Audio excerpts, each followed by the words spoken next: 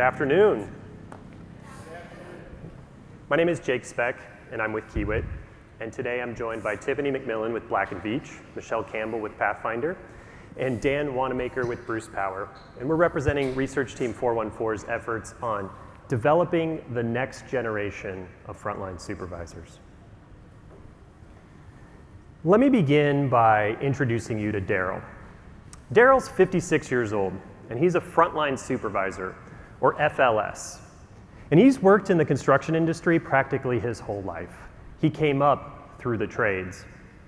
His family worked in construction, so it was only natural that when he graduated from high school, he joined the union. He went through an apprenticeship program, became a journeyman, and he learned most of what he knows the old-fashioned way, on the job. Mentorship and experience were his teachers. Now, eventually, as the most skilled person on the crew, he was tapped to lead it. Not because he asked to be in charge, but because that's just how it worked. You earned your stripes, and you were expected to step up. Today, as a frontline supervisor, Daryl manages more than ever. What's being built, the concrete, the steel, the sticks and bricks, that hasn't changed all that much. But everything around the work has. The safety policies, the environmental compliance, the digital paperwork, it's all increased. And Daryl will be the first one to admit that learning to use an iPad was a real learning curve for him. But he adapted because that's what you do. Now, beyond the administrative effort, what really troubles him as a frontline supervisor today is the skill of his workforce. You know, young people have been less interested in the business than in the past, so there's not this solid pipeline of people in training developing their skills. Finding highly skilled workers has become harder than ever. He used to be able to count on every hand knowing their trade. That's just not the case today. Now, he requires a lot more oversight from him. And despite having a lot of technology at his disposal, productivity has not increased. And that means that combined with one of the busiest times he can remember, his crew is stretched thin, and they are constantly looking to him for guidance and answers. Daryl's story is anecdotal, but it's not unique.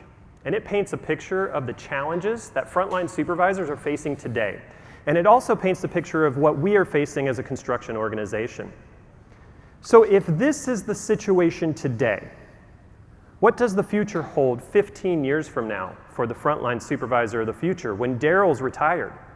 Who's going to take his place as the leader? What challenges will they face, and what skills will they need to succeed? And most importantly, probably for the people in this room, is what role do our organizations play in developing those frontline supervisors and retaining them? Well, today we're going to try to answer some of those questions for you. And we're going to share with you our efforts on understanding the future, and also share with you our playbook on developing the next generation of frontline supervisors. Let's begin by looking at some of the data. Like I said, Daryl's story is anecdotal, but it's not without evidence, and we can see the challenges in the data. If you look at government data on construction spending, you'll see that we are at an all-time high. And while we've certainly entered a period of uncertainty about what the future holds, we heard from Ken Simonson this morning, I think that if you look at a lot of the forecasts, you will see that there are still strong projections for construction in the future. It's being driven by things like technology, power, infrastructure, right? And as a result, construction employment has also grown to try to meet this demand. We've surpassed previous record levels of construction employment. But there hasn't been a breakthrough in construction productivity. And so this tells us something important about the workforce today and where we're headed. And that's that we're under an immense amount of pressure, and we need to continue to grow to keep up. In fact, one industry group, the Associated Builders and Contractors, estimates that we'll need somewhere around 1 million new workers over the next 2 years just to keep up with demand. And I think everybody in the room is probably asking themselves, where are all these workers going to come from? But we also should be asking ourselves, who's going to lead them? Well, the leadership challenge is exacerbated by this demographic cliff that we're facing. As we look to the future, we can see the challenge that's coming up if we stay on the same trajectory. 21 years ago, the percentage of younger workers aged 16 to 24 that was in the construction trades was roughly equal to those that were aged 54 and higher, meaning that those that would eventually retire were being replaced by those entering the workforce. It's kind of in balance. But we've seen a concerning trend over the last 20 years. The share of workers over the age of 54 has nearly doubled to almost 25% of the current workforce. Meanwhile, the share of younger workers is kind of stagnating. We see it's only at 10%. So to put it another way, as we look forward to the year 2040, a quarter of the workforce we have today, arguably the most experienced people we have today, are going to be retiring. And there's not enough young people entering the workforce to replace them. This trend has major implications for the workforce continuity, skill and knowledge transfers, and of course, major implications for the roles, responsibilities, and challenges of the frontline supervisor in the future.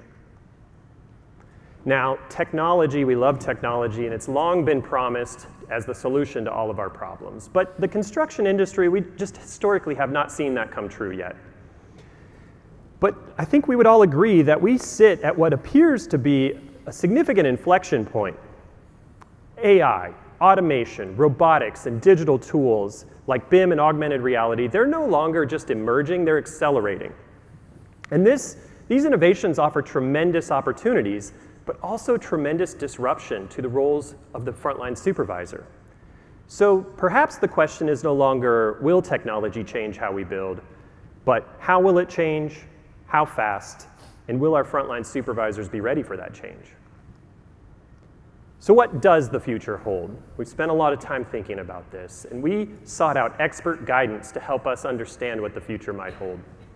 We conducted a Delphi study where we interviewed 16 experts from across the industry in various roles like executives, futurists, economists, people whose jobs it is to think about the future. And we gathered their insights and started to find areas of alignment and start to draw conclusions. And experts agreed on a lot, and their insights can be grouped into kind of two categories: how we'll build and who will build. And these two things are pretty essential to understanding the role of the frontline supervisor in the future. So on the how, experts were clearly aligned that we'll see increased safety. And I think that's reasonable given our attitudes towards safety. But they were very bullish on technology. The majority of experts said that we'll see more automation, more robotics, AI in the field. Our tools are going to get smarter, and digital systems are going to play a larger role at the construction workplace. On the who will build, the experts were acknowledging the challenges that we face with our workforce today. They saw that we need to see a change here: more foreign-born labor, more women, more young people, those digital natives.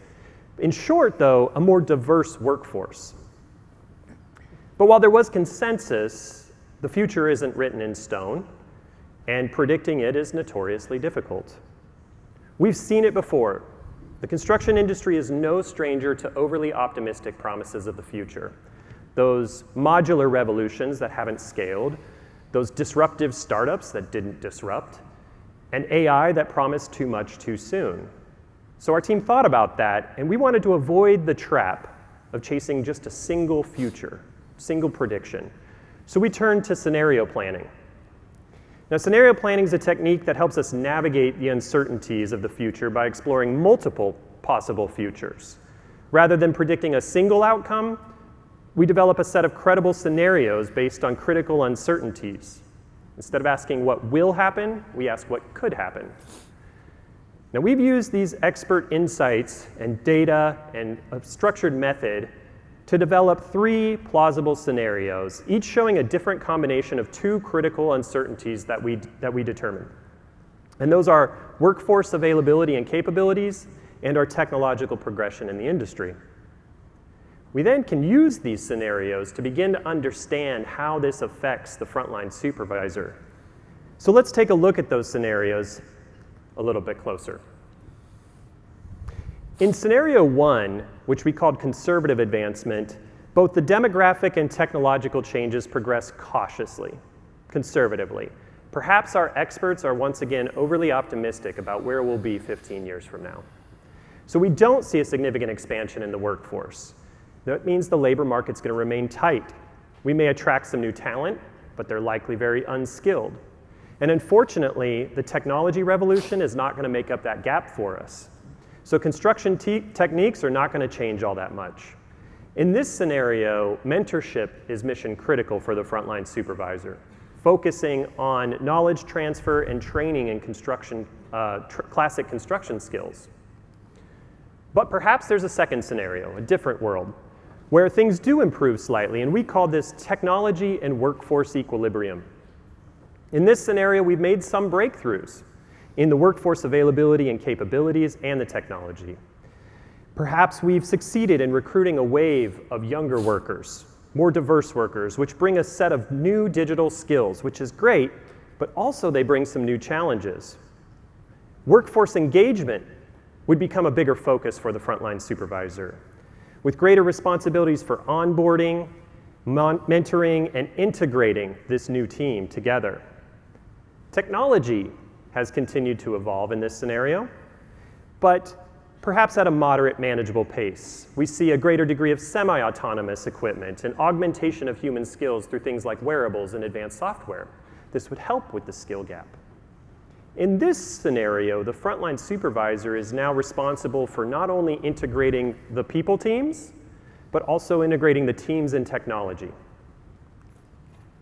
And a third scenario, which we called technology boom, labor bust. So imagine a world where declining birth rates, lack of youth interest, and strict immigration policies have left the industry facing a persistent shortage of workers. But the technology promise has arrived, and we see AI and automation and robotics on our jobs. For this frontline supervisor, technological fluency is a non-negotiable. They're becoming a technician. Their job is to operate, troubleshoot, and optimize robotics and autonomous systems. There are still humans, of course, but those teams might be more specialized and need to be highly coordinated with those technologies. The skills needed for the frontline supervisors look very different in this scenario than some of the others. So why all these scenarios? Well, because the future is hard to predict. And so to make our playbook as useful as possible, we wanted to consider all the different possible outcomes out there. And we used those scenarios to start to derive the skills that the frontline supervisors would need to overcome those different challenges. So let's dig in a little bit to the skills that the frontline supervisors might need. Tiffany? Thanks, Jake. So let's take a look at what skills are going to be required for a frontline supervisor to be successful in 2040. But before we do that, I want to take a look at the methodology we use to get to those skills. First, we reviewed literature, including previous literature from CII reports from 1983, 2013, and 2022 that provided information on the skills required for frontline supervisors at those times. While not exhaustive, this list illustrates how the requirements for frontline supervisors has changed over time. In general, we've required more and more of our frontline supervisors. However, the foundational skills from 40 years ago are still critical today. We still need our frontline supervisors to be able to organize and plan their work, though the how we ask them to do it has changed. These 14 skills are timeless, and we will talk more about them and our playbook here in just a moment. Next, we reviewed job descriptions. We reviewed current job descriptions from some of our CII members and external organizations to come up with a list of job descriptions and work skills that are relevant for today here in our current time. Then we went and developed a list of job skills based on the 3 future scenarios that Jake just described, so that we can have those skills relevant. And in a minute, we're going to look at those from our playbook. We have examples of those from our playbook. We took the first 3 steps, literature review, review of the job descriptions in the 3 future scenarios, and that led us to a total of 52 work skills. Our team then iterated over the course of 10 meetings, and we culled that list down to the skills required for a successful frontline supervisor. And our efforts culminated in a set of work skills that a successful frontline supervisor will need for both today and in those 3 future scenarios from 2040. We culled our original list of 52 skills down to 22 skills. These 22 skills are featured in our playbook, and of those 22 skills, 14 of those are the timeless skills that I already mentioned. These skills reflect what we learned from our literature review as well as from our job postings that we analyzed. So in a nutshell, if your organization is not training on these skills, you need to start that now because these skills are already needed today. We also have 8 new skills that are going to be dependent on what scenario we find ourselves in 2040.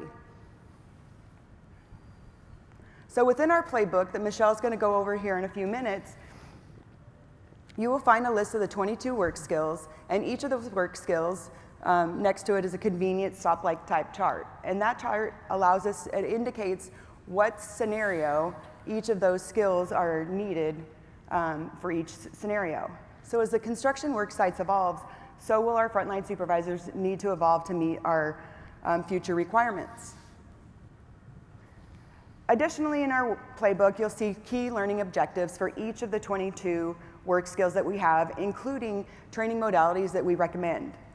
This slide right here is an example of our larger training matrix. This training matrix can help your organization assess your current training programs. Are you currently meeting the needs of what your frontline supervisors have in your current training program? It can also help you assess your current workforce. Do you have people that have these skills right now, and maybe are they potential frontline supervisors for you at this current moment? So right now, I'm going to provide an example and highlight some of these scenario-dependent skills. So I want you to meet Darlene. Darlene has replaced Daryl in 2040, and she is in our tech boom labor bust scenario. So let's take a look at Darlene. Let's take a look at the skills Darlene gains for success in 2040. Darlene is known for her exceptional skill in maintaining a safe and effective workflow while navigating the complexities of human-robot interactions and cutting-edge technologies. Darlene's day begins by interpreting highly detailed design models in a virtual environment using novel tools like virtual reality and 3D building information modeling software. With a keen eye for detail, she navigates through the digital landscape, ensuring that the plans she developed in the virtual environment are accurately translated into clear instructions for her crew that works in the physical realm.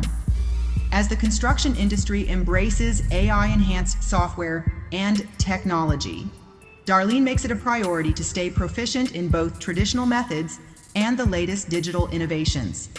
She seamlessly transitions between manual labor and high-tech solutions, mastering the art of harmonizing human expertise with artificial intelligence. One of Darlene's key responsibilities is recognizing and mitigating risks associated with autonomous and remotely operated systems working alongside human workers. In team meetings, Darlene leads discussions on the limitations of smart construction equipment, encouraging her colleagues to think critically and troubleshoot potential issues. Darlene reports on crew experiences with construction technology to management, providing valuable feedback on the usability and effectiveness of the tools implemented on her project. Among all her talents, what truly distinguishes Darlene is her adept use of technology to foster clear and inclusive communication. She skillfully navigates multilingual environments by leveraging language tools, relatable examples, and digital platforms to connect with a diverse, multi-generational crew. To enhance her team skills, Darlene conducts virtual reality demonstrations of construction procedures, guiding her colleagues through complex tasks in a simulated environment. As the construction industry continues to evolve, Darlene stands at the forefront of innovation, embodying the spirit of adaptability, expertise, and collaboration. And so, the story of Darlene, the frontline supervisor who embraces the future with open arms, serves as an inspiration to all who strive to build a better tomorrow through skill, knowledge, and innovation. All right, Michelle? Thanks, Tiffany.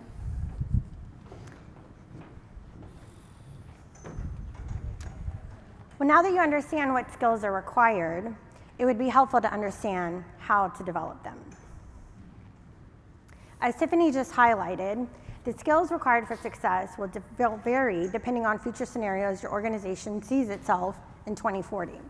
To help you identify where your organization is with respect to technology integration, we created a technology self-assessment tool that allows you to situate your organization within the scenarios Jake described.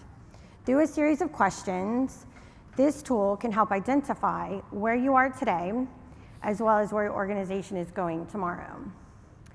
Once you've determined where you are and where you want to be, our playbook supports in identifying skills required for success in current and future scenarios.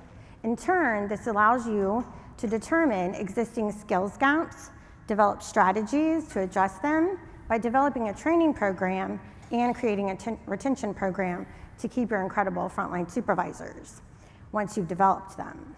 Finally, our team developed a reference guide for owners to access. Now, let's walk through each of these. Our self-assessment tool helps your organization answer questions where you are now and where you are going in 2040. We asked a series of 9 questions in Excel format. Based upon your responses, as Jake described earlier, we suggest which of these scenarios best aligns with your organization's approach to integrating technology. Users can choose to consider the present, the future, or both. In any case, you can use the knowledge about where you are today or in the future to meet efficiently in navigating our playbook. Our playbook is an easy-to-use, quick read that supports developing frontline supervisors by describing the scenarios, listing the work skills, providing guidance on training programs, and presents a framework for developing a retention program. The playbook highlights key shifts, corresponding strategic insights for frontline supervisors across distinctive future scenarios in the construction industry. The list of work skills supports organizations by developing plans to recruit, train, and retain frontline supervisors based on the abilities of your current and future employees. Now, our playbook provides a framework for frontline supervisor retention program. This retention program includes work-life balance, career pathways and advancement, craft engagement, compensation and benefits, rewards and recognition, and finally, training. In this framework, it can help your organization to develop a retention program to increase the length of service for the frontline supervisor role. Also, if you already have a retention program, you can use the framework to identify potential opportunities for improvement. Now, for all you owners in the room, the owner reference guide ensures you evaluate your contract organizations with confidence, focusing on their commitment of developing frontline supervisors and other craft professionals, as it is essential to understand that fly-by-night simply won't fly. You need to be observant and discerning when selecting contractors, ensuring they have sustainable programs in place to properly assess, develop the capabilities of frontline supervisors and other craft professionals. Now I'm going to turn it over to my colleague Dan to discuss where we go from here. Thank you. Okay, folks, I want to bring you back to the beginning of the presentation. I want you to think about Daryl. It's 2040. Daryl's no longer on the job site as he's retired. So now the real question is, what are we going to do to help our supervisors of the future for Darlene? How are we going to ensure our supervisors have the knowledge, skills, and abilities to get us through construction of the future? Well, the truth is, we really don't know. Where is innovation going to take us? What new innovation is going to come? And how are we going to handle that? But what we can do is what we call no regrets moves. No regrets moves are areas that our subject matter experts told us explicitly through our interviews that no matter what innovation comes in 2040, we need to be already doing these things. These are areas like training in core leadership, providing baseline technology training for all of our supervision, to pair senior field supervisors with emerging crew leaders, develop structured coaching frameworks, train how to manage diverse teams with inclusive leadership skills, and invest in modular, mobile, accessible training. These are things we can all invest in right now to ensure we're on the right path for the future. When we invest in our leaders as an organization and as an industry, we create a more robust industry. Training helps everyone.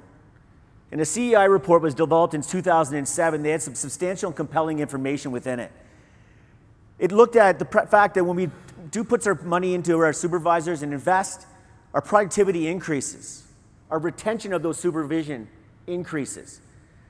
Injuries, recordable injuries decrease, and rework is decreased. Based on that information, it is estimated that for every dollar that you input, we get roughly $3 back on our investment. Everyone's benefiting. Now, we have had the ability as a research team to have this playbook and these areas in our hands already. So actually, I'd like to ask Jake, what have you been doing already with the information we have? Yeah, it's been a educational process going through this, and so at Kiewit, we recognized a while ago that we needed to pivot from what was predominantly safety-based training for frontline supervisors to more comprehensive training. So one thing the playbook did for us is kind of validate that shift and help us better define that. And then the other thing that the playbook does is it really changed the way we think about what we're training on and made it a little bit more future-focused in the sense of we've been reacting to the current state, and it challenged us to think about what the future holds and what we need to be doing now to get ready for that. Thanks, Jake. Tiffany. Yeah, so just like Jake, we have frontline supervisor training, and it just so happened that this year was one of the years that we were going to be reviewing all of our training modules for our frontline supervisors, and so we also have been using the playbook to evaluate our current training to see, are we meeting those needs? But if you guys recall, we had the 8 new skills up there in that stoplight chart. I know I had it up there very briefly, but if you looked at today, not all of those were red. Some of those were yellow. And so some of those are the things that you can see if you're already using autonomous equipment or robotics and some of those things.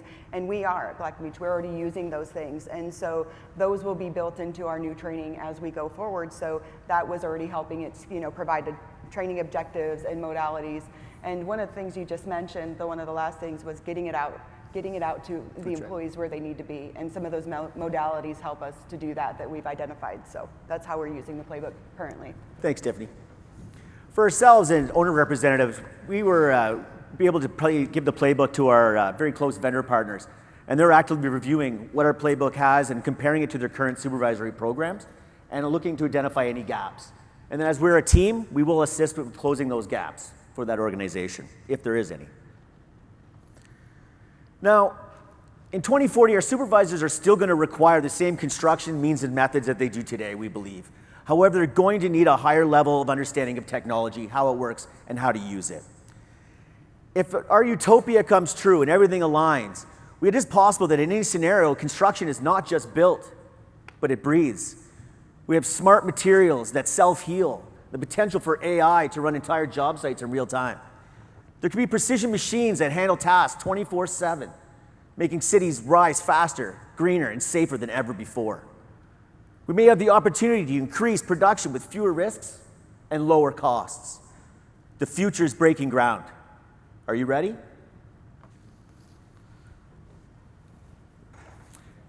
Now please, our playbook is on the CEI app. Please take a moment to download our app and have a look at the playbook. As well, as you'll see on your tables, talking about technology, we have these technologically advanced rulers that you guys will have. They have a QR code on them. Please take a minute, take a 2-minute, 3-minute survey for our research team 436. It would really help, and we appreciate it. And if you do not have a Frontline Supervisors program, or you're looking to build one, or you do have one, please leverage this playbook. It will assist you. Just to recognize the rest of our team for a moment, for the research team 414. Thank you.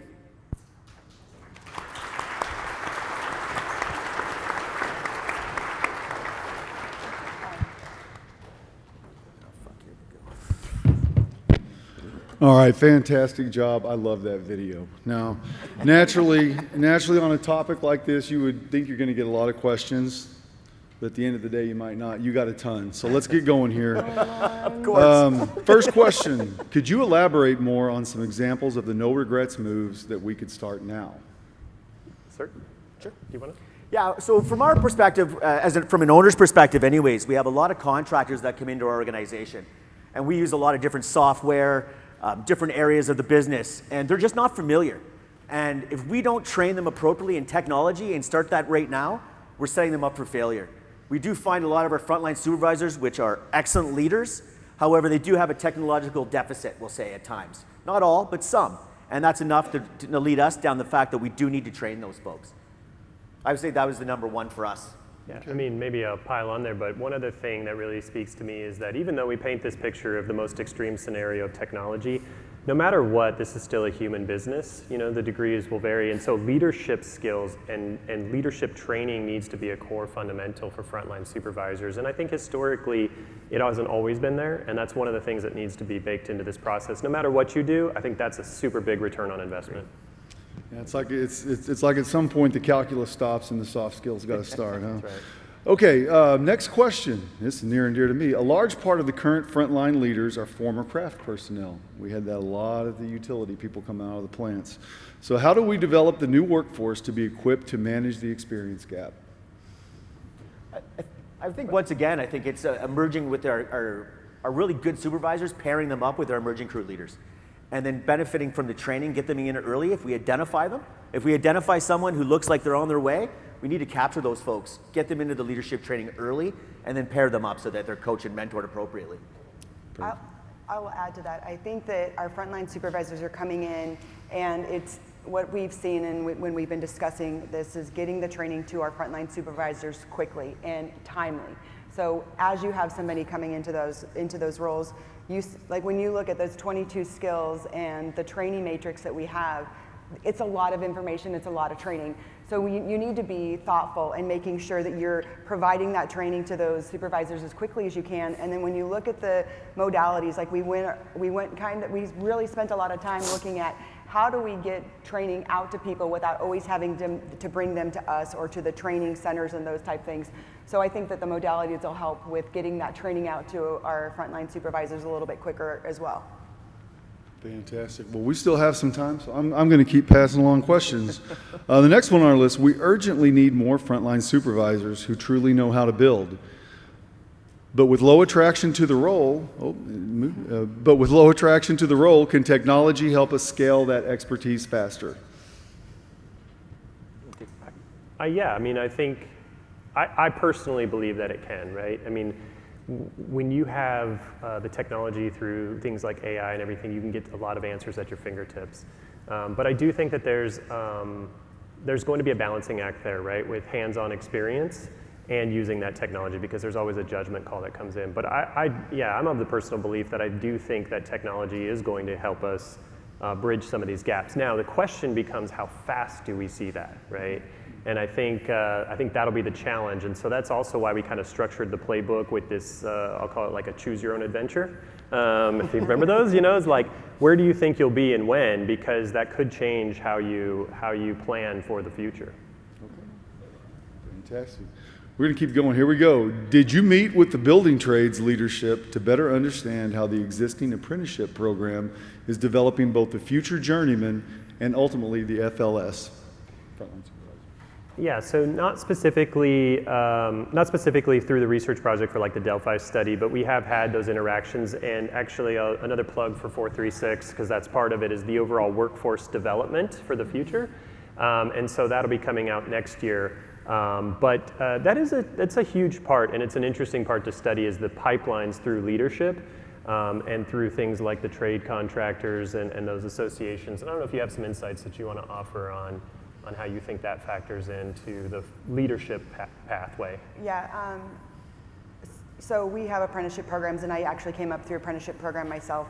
I was an electrician, and if you look at the research on apprenticeship, you'll see, if you go to the DOL's Department of Labor's website, they say like 76% of apprentices will become leaders. They will go into management. But when you dig into that, it's 76% of those people who complete the apprenticeship programs. So apprenticeship programs are a huge pipeline to frontline supervisors.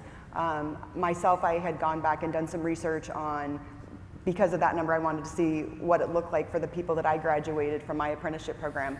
And I looked at the people who were in the apprenticeship program a year behind me and a year in front of me, and all of them that I was able to track down, 100% of the people that graduated the apprenticeship programs that within those 3 years that I did, were in some sort of leadership in their career when I tracked them down. So there is a lot to say that apprenticeships do create leaders and people who are going to be leading our companies. Absolutely.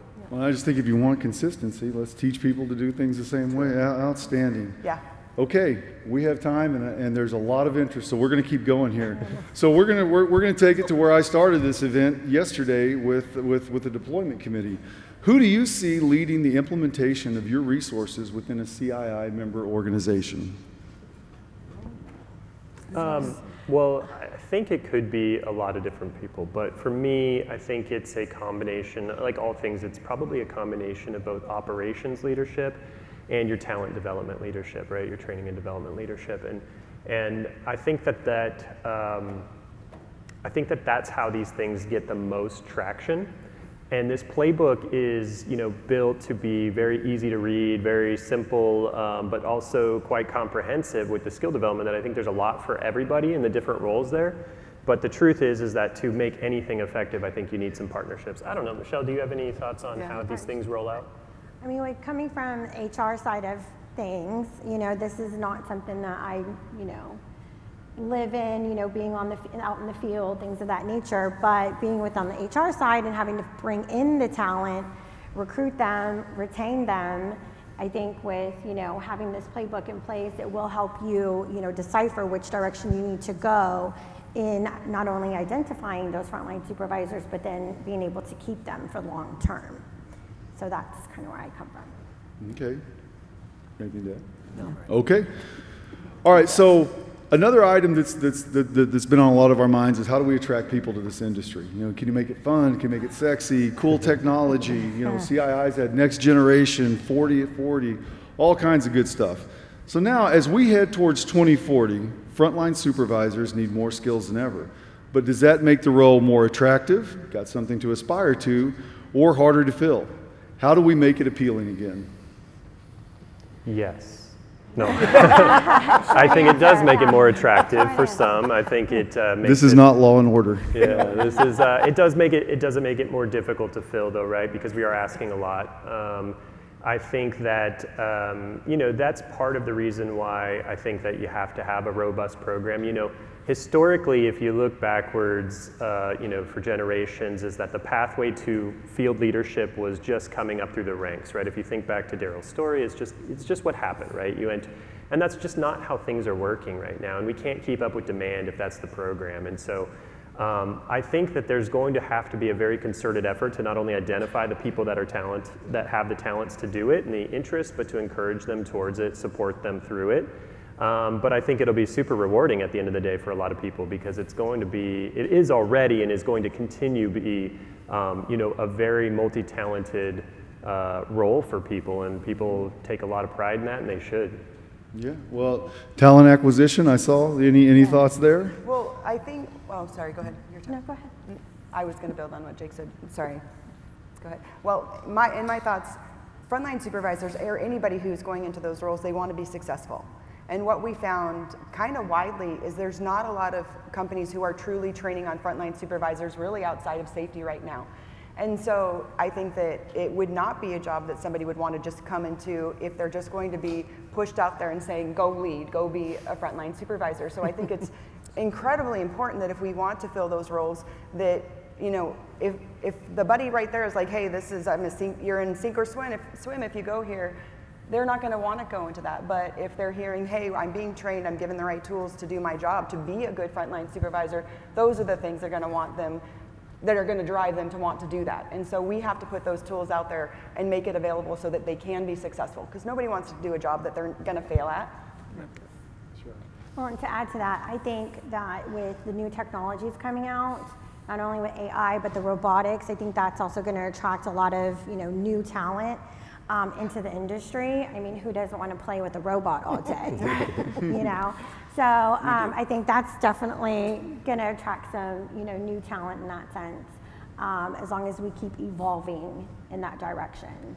Fantastic. Yes, sir. And from our perspective, we've seen it. We're dealing with robotics actively. We have engaged all the trades, and their engagement is very high when dealing with these robotics, and they really like learning a new skill, and they're excited about it. So I think that's something it's definitely proof in the pudding. We've seen it. Okay. We're going to lightning round you. We got time for one more question, I believe. And unfortunately, it's not a yes or no. Oh, you know what? It is yes or no. Here we go. Is the expanded skill set for frontline roles leading to more expensive resource needs and ultimately driving up construction costs? Oh, that's a good question. I think if you look at mobile accessible training and the way that we can deliver training, I think it could actually be cheaper.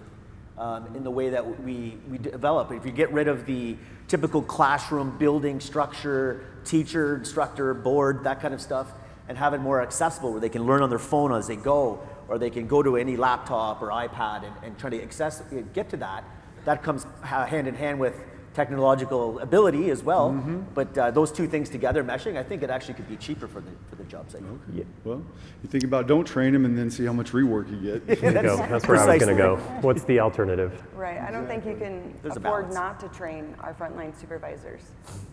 Beautiful. I love it. Well, we started off today hearing from Adam Nelson and Team 412 that supervising was hard. Doesn't sound like it's going to get any easier. So great job. Thank you very much. Let's hear it for Research Team 414.